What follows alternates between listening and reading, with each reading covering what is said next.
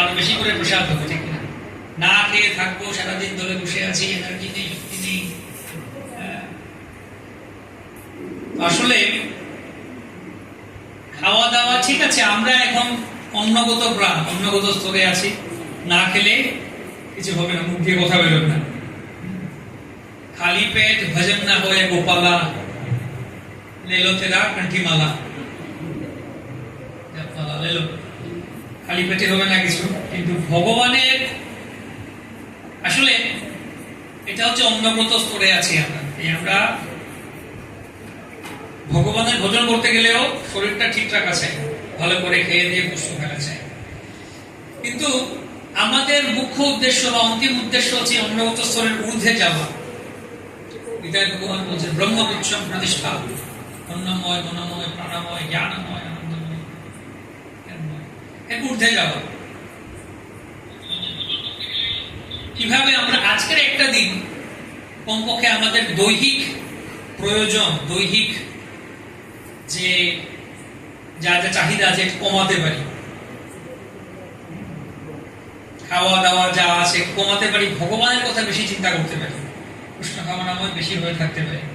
এই হচ্ছে উদ্দেশ্য, এই হচ্ছে তপস্যা। তপো দিব্যম পুত্রকায়েন সত্ত্বম শুদ্ধেন যস্মাৎ ব্রহ্ম সৌখ্যম অনন্তম।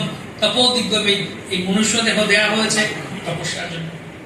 ডেইলি তো খাই, আমরা অনেক কিছু খাই। এমনকি আয়ুর্বেদের মতেও শরীর ঠিক রাখতে গেলে বলছে মাঝে মাঝে উপবাস করতে হয়। আমরা করি কি আরো বেশি বেশি খাই, কিন্তু আয়ুর্বেদে বলা হচ্ছে না। যেমন যদি কখনো আপনি শোকগ্রস্ত আছেন, দুঃখ পেয়েছেন, কষ্ট পেয়েছেন, মনটা ভালো না, আমরা একটু বেশি করে খাই। কিন্তু আয়ুর্বেদ বলছে না, যখন মন ভালো না বা শোক দুঃখ অবস্থা খাবেন না তখন। ওই সময় যখন খাবেন আপনি, হজম হবে না, শরীরটা আরো খারাপ করবে। অনেকে করে ডিটক্সিফিকেশন, ডিটক্স, অনেকে ফাস্টিং করে, ইন্টারমিডিয়েন্ট ফাস্টিং, এই সেই বিভিন্ন কিছু উপবাস করে। আমাদেরকে দিয়েছেন এই সমস্ত। একাদশী করুন, 15 দিনে একবার একাদশী করুন, এই মাধব তিথি, জন্মাষ্টমী, গৌর পূর্ণিমা আদি উৎসবগুলিতে উপবাস করুন, সুন্দর কথা। তাই এই দিনগুলিতে আমরা বেশি করে ভগবানের, অর্থাৎ আমরা হরি কথা, হরি কীর্তন এত মগ্ন হবে, খাওয়া দাওয়া ভুলে যাবো। মহাপুর ভক্তরা তাই ঘুমানো ভুলে গেছেন, খাওয়া ভুলে গেছেন, সারাদিন রাত ভগবানের নাম কীর্তন করছেন। ছোট গোসাই সেটা করছিলেন। কখনো একদিন দুদিন পরে পরে একটু কেউ ছাঁচ, একটু ঘোল দিয়েছে, খেয়েছেন না, হতে নেই দিলে দিয়েছেন খাননি দিন, ছোট গোসাই। তারপরেও দিব্য আনন্দে থাকবো আমরা, ঠিক না? তো আজকে ভগবানের জন্মদিন, খুব ভালো। ভগবানের সাথে আমাদের পার্থক্য কি? যে এখন সারাদিন হয়ে উপবাস অনেকে আছেন, সারাদিন হলো, রাত 12টা হয়ে গেছে। বেশি একটা ফিলোসফি বললে মাথায় ঢুকবেন নাকি? তো একটা কাহিনী বলি, মজার কাহিনী। আমার জন্মদিন ছিল কয়েক বছর আগের কথা, কয়েক বছর আগে আমি ছিলাম আমাদের মুম্বাইতে গোবর্ধন ইকো ভিলেজ। আমাদের ইকো ভিলেজ বলে একটা বড় ফার্ম আছে ওখানে মুম্বাইতে, বিশাল জায়গা জুড়ে। তো সেখানে আমি ছিলাম 2 বছর। আমরা সেখানে ভাগবত অধ্যয়ন করছিলাম। আমার জন্মদিন ছিল। জন্মদিনের দিন সকালবেলা প্রতি বছর মা ফোন করেন আমাকে, কেমন আছো, কি আছো, ফোন কথাবার্তা হয়। ওই দিন আমার সেবা ছিল কোনো একটা, আমি সেবাতে গেলাম। তিনি ফোন করেছেন, আমি ফোন ধরতে পারিনি, রিসিভ করতে পারিনি। তারপরে একটু ফ্রি হয়ে আমি কল দিলাম, উনি কল ধরলেন, রিসিভ করলেন। আমি বললাম কি ব্যাপার, কেমন? তিনি ফোন ধরে, কল ধরে বলছেন এখন না, এখন আমরা ব্যস্ত আছি, পরে কল করবো, পরে কথা বললাম। বলছেন আজকে তোমার জন্মদিন, সেই জন্য আরো ভক্তরা এসছেন, বগুড়া ভক্ত সাধুরা এসছেন, তো আজকে এখানে অনুষ্ঠান হচ্ছে, তাই জন্য পরে কথা। আমার জন্মদিন, আমার সাথেই কথা বলছে না। হ্যাঁ, তারা অনুষ্ঠান করছে, ঠিক আছে, হলো অনুষ্ঠান, আমার সাথে কথা হয়নি। সারাদিন আমিও ব্যস্ত ছিলাম, সেবা ছিল, অনুষ্ঠান দিয়েছিল। তারপরে বিকেল গেল, সন্ধ্যা গেল, রাতের বেলা কল করছে, কথাবার্তা বলছি, কি ব্যাপার। তো ওই সময় আমার কাছে স্মার্টফোন ছিল না, হোয়াটসঅ্যাপ ছিল না, ইন্টারনেট ছিল না। ওখানে গ্রাম এলাকা, পাহাড়ের মধ্যে ওই জায়গাটা খুব সুন্দর জায়গা। আসলে ওই দিন ছিল আমাদের, ওই দিন সানডে ছিল। প্রতি সানডেতে আমরা গো চড়াতে যেতাম, গাভিনী অনেকগুলি গোমাতা আছে, তাদেরকে নিয়ে সানডেতে সেবা ছিল আমাদের। আমরা সবাই সুন্দর পাহাড়, ঝর্ণা, বৃন্দাবনের মতো অবস্থা, যেতাম। সারাদিন ছিলাম, ব্যস্ত ছিলাম, রাতের বেলা কথা হচ্ছে, আহা ঠিক। তো কি কি হলো আজকে অনুষ্ঠান? না এরকম সকালবেলা এরকম ভক্তরা এসেছিলেন, অনুষ্ঠান হলো, বৈষ্ণব সেবা আয়োজন হলো, কেক কাটা হয়েছে। কেক কেটেছেন, আমার নাম লিখে, হ্যাপি বার্থডে নাম টাম লিখে কেক কেটেছেন, ভালো। তারপরে সন্ধ্যার সময় আরেকবার ঘরের সবাই মিলে আরেকবার কেক কাটা হয়েছে, দুবার, সকালে একটা রাতে একটা, দুবার কেক কাটা হয়েছে, ভালো। পরে আমার ছবি পাঠিয়েছেন, ওই সময় হোয়াটসঅ্যাপও ছিল না, আমার কাছে কিছু না, পরে আমাকে ইমেইলে ছবি পাঠিয়েছিলেন। ইন্টারনেটও খারাপ ছিল, একবার ডাউনলোড করতে দিলে অনেক সময় লাগে, ওটা ছবি পাঠিয়ে দেখলাম, আরে কেক কেটেছেন, এই করেছেন, সবকিছু। আমি ভাবছি আমার জন্মদিন, ওনারা ওখানে বসে কেক টেক কাটছে, হ্যাপি বার্থডে এগুলো বলছে, আর আমি জানি না দুটো কেক কাটা হয়েছে, দুটো কেক, আর আমি এক টুকরো খেতে পাইনি।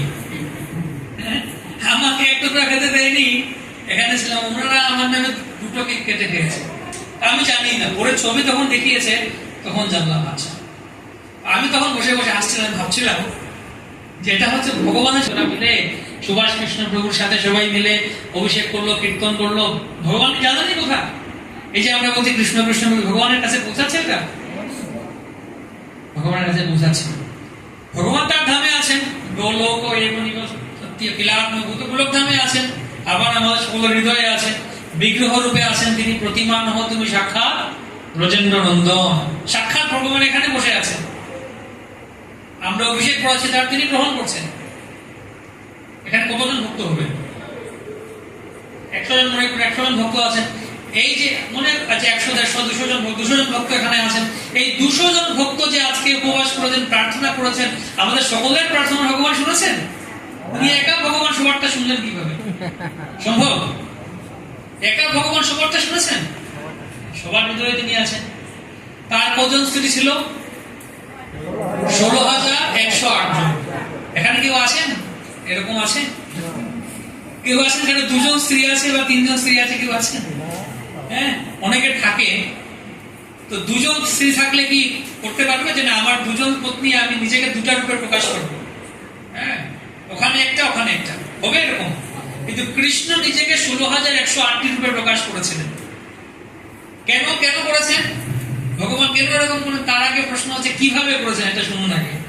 বলা হচ্ছে ভগবান একই সাথে 16,100 জন রাজকন্যাকে বিবাহ করেছেন, 16,100টা মণ্ডপ সাজিয়ে বিয়ে হয়েছে, আর নিজেকে তিনি 16,100 রূপে প্রকাশ করেছেন, আলাদা আলাদা রূপে প্রকাশ করেছেন। তাও সেরকম না। কোন রাজকন্যা একটু লম্বা, তো কৃষ্ণ লম্বা হয়ে গেছে, কেউ একটু বেড়ে কৃষ্ণ বইতে হয়ে গেছে। হ্যাঁ, তো যার যেরকম উচ্চতা কৃষ্ণ সেরকম ম্যাচিং করে ফেলেছেন।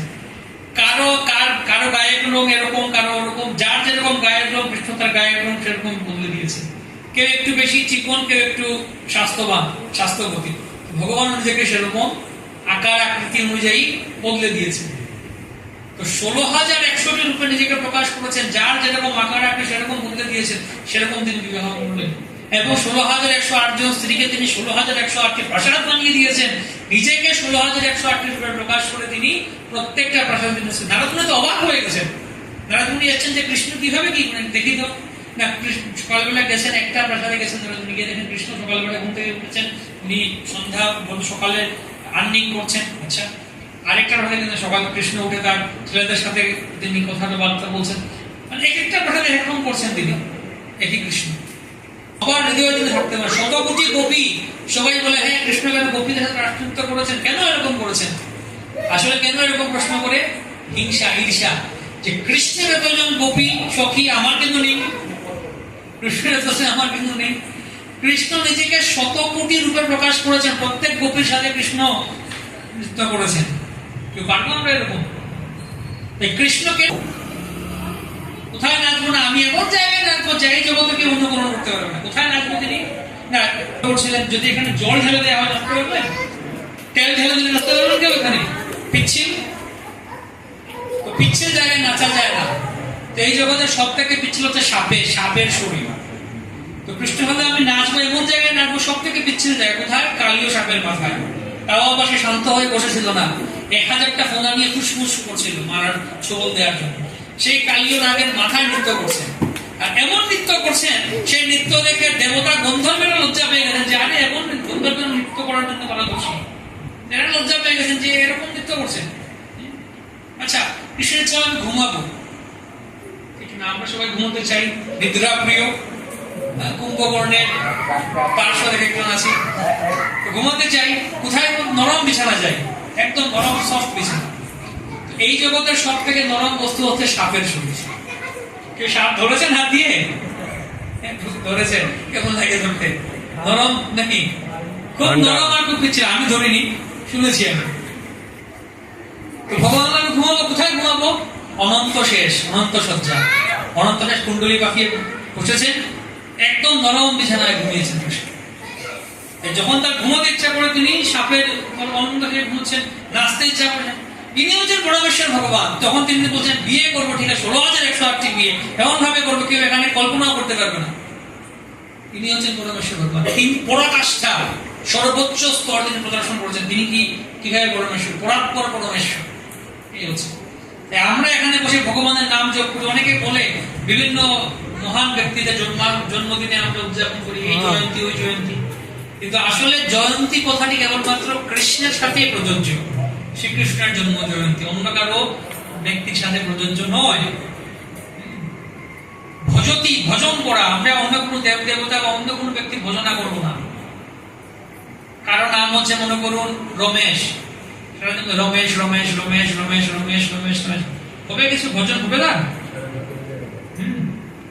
মনে করুন আমার নাম রমেশ, কেউ যদি অন্য জায়গায় বসে রমেশ রাধেন রমেশ বলে আমি জানি না, কিন্তু কৃষ্ণের নাম হরে কৃষ্ণ আপনি সারাদিন জপ করুন আপনি, ভগবান, এটাই হচ্ছে ভজন, এটাই হচ্ছে নাম, দিব্য নাম। নাম থেকে নামই অভিন্ন। এই হচ্ছে ভগবানের সাথে জীবাত্মার পার্থক্য, যে আমরা যে কোনো জায়গায় কোনায় আপনি আপনার ঘরে বসে ভগবানের নাম জপ করছেন, প্রার্থনা করছেন, ভগবান আপনার কথা শুনতে পাচ্ছেন, ভগবান আপনার ভজন, আপনার ভক্তি গ্রহণ করছেন। ভাবগ্রাহী জনার্দন, এই হচ্ছে আমরা এত সুন্দর, মানে এটা একটা মধুর একটা ব্যাপার, কত সুন্দর একটা ব্যাপার যে আমরা এমন একজন ব্যক্তির সাথে সম্পর্ক স্থাপন করি। কৃষ্ণ এমন একজন ব্যক্তি, আমাদের এমন কাছের ব্যক্তি, যিনি আমাদের সব থেকে কাছে বসে আছেন। কোথায়? হৃদয়ের মধ্যে।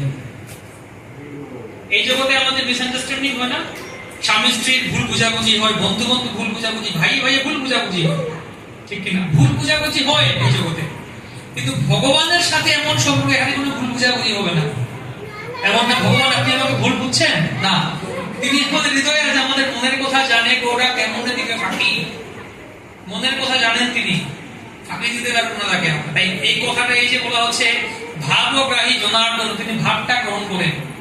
এই কথাটা একদিক থেকে খুবই সুন্দর, খুবই আশা ব্যঞ্জক, আশাপ্রদ, আবার আরেক দিক থেকে খুব ভয়ানক কথা এটা। কেন ভয়ানক কথা? যে না, ভাবগ্রাহী জনার্দন, তিনি আমাদের ভাবটা জানেন। আমি সারা জগৎকে, সারা বিশ্বকে আমি ঠকাতে পারি, ভান করতে পারি বিশ্বের সামনে, জগতের সামনে, সাধু সাজতে পারি, কিন্তু ভগবান আমার মনের কথা জানেন, আমি ফাঁকি দিতে পারবো, ঠিক কিনা? এটা ভয়ানক একটা ব্যাপার যে ভগবান আমার হৃদয়ে বসে আছেন, আমি তো ফাঁকি দিতে পারবো। আচ্ছা, আর আশার কথা কি হবে? খুব ভালো নতুন কথা কিভাবে আশা ব্যঞ্জক ব্যাপার, যে জগতে সারা জগৎবাসী আমাকে ভুল বুঝুক, সারা জগৎবাসী হয়তো আমাকে ভুল বুঝছে, দোষী মনে করছে, কিন্তু আমার মনোভাব যদি ঠিক থাকে, আমার ভাব যদি সৎ থাকে, ভগবানের যদি সমর্পিত থাকে, তাহলে ভগবান আমার ভাবটা গ্রহণ করবেন, ভগবান ভুল বুঝবেন না। তাই এই জিনিসটা আমাদের অত্যন্ত গুরুত্ব দিয়ে ভাব বোঝা উচিত, যে সব সময় যেখানেই যাই না কেন ভগবান আমার সাথে আছেন। আমরা একটা গল্প বলে শেষ করে দিই। একবার এক গুরুদেবের 3 জন শিষ্য ছিল।